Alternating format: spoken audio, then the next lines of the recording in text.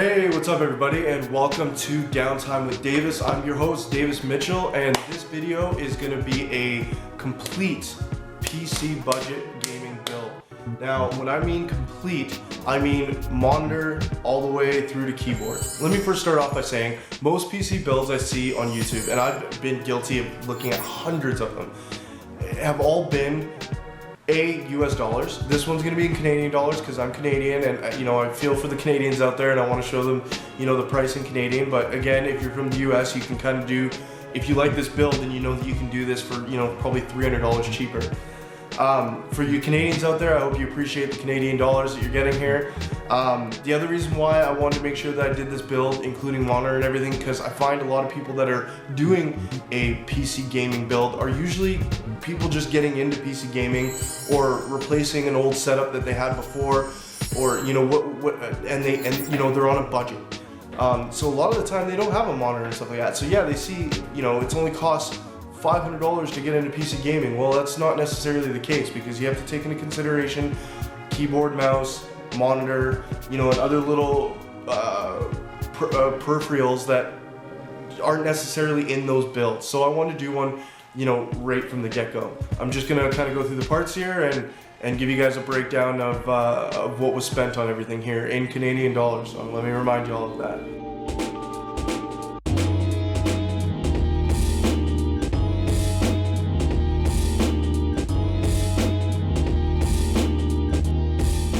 Alright, to get things started here, I went with the R9 380X. Now, I went with this because my monitor is FreeSync. Also, the price point at $260, for the cooling, the 4GB GDR5, the card's going to be able to perform in under 1080p gaming, no problem. So that's why I went with this guy here.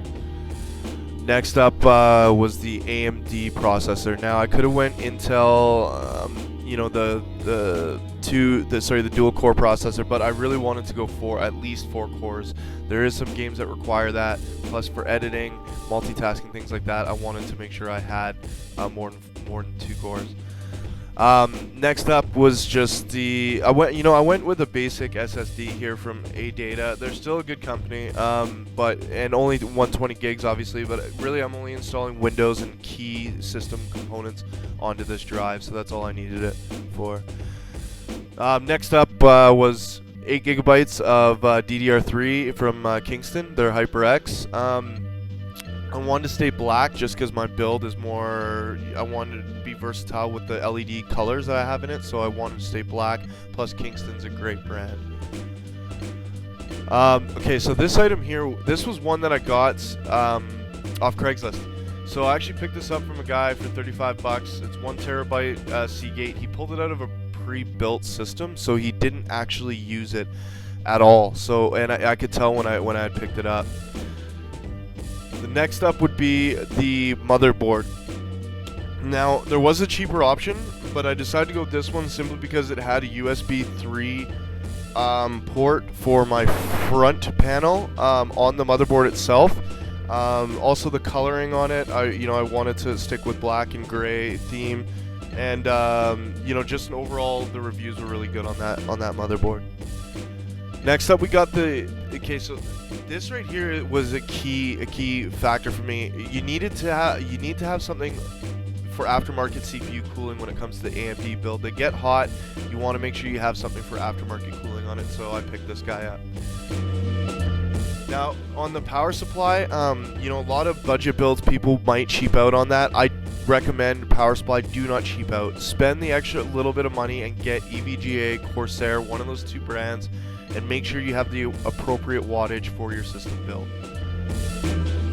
Now, this guy I did cheap out on. Really, it's just a mouse and keyboard. For the time being, it's gonna do the job just fine.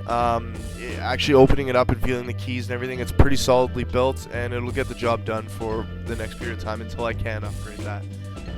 Now, off that list, missing from the video there, is the Samsung FreeSync monitor I picked up from NCIX Open Box, and the Raijintek case, which is a cube case. I really wanted to go cube case, bringing the grand total to $893, and that's after tax in Canadian dollars. So I mean, I'm really happy with the amount of money I spent, including a monitor, and I really think that, you know, you guys will be too if you can get your budget built and still be able to play 1080p gaming. So guys, I think the main thing that you want to focus on here is try and find the best deals possible. These sites like PC Part Picker, Newegg, NCIX, sites like that, and just checking out the different daily deals and checking out competitor prices, because a lot of these places like NCIX specifically for you guys in Canada will match a lot of the prices. I was able to get, you know, a couple price matches with the products, and I found that to be quite useful, right? I saved, you know, a couple dollars here and there.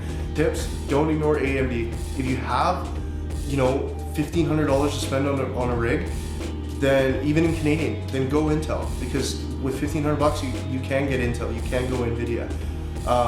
But if you're trying to keep that, you know, $700, $800, $900 with a monitor price point, then AMD is the way to go. 2, I would say still look for some products used.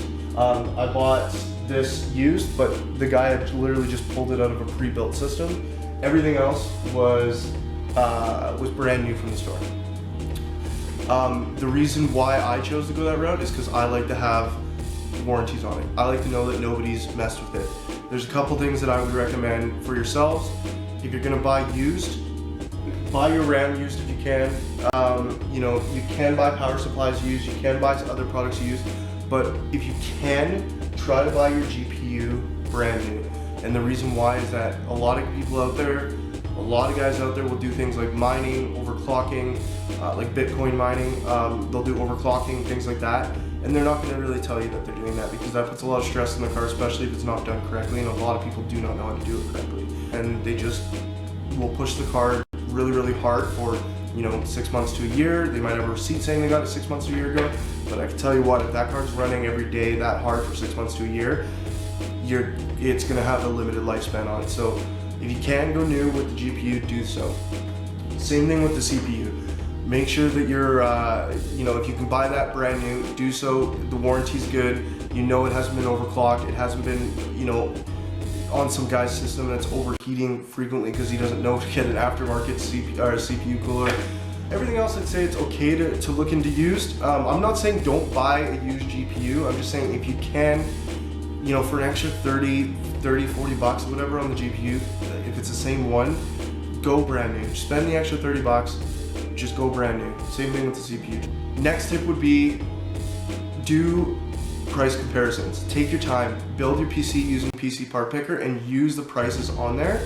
Now, I mean, that's kind of my main tips for you know, pricing out your products and getting your products put together. Try to have fun with the whole process. It is really fun. You're really gonna, you know, enjoy having something like this that you've built and put together yourself. Other than that, if you like the video and you like the build, please hit that like button. Hit subscribe if you want to see the build portion of the video when it's finally uploaded. Thank you so much for tuning in. Good luck to all you guys out there building your first budget PC. Take care.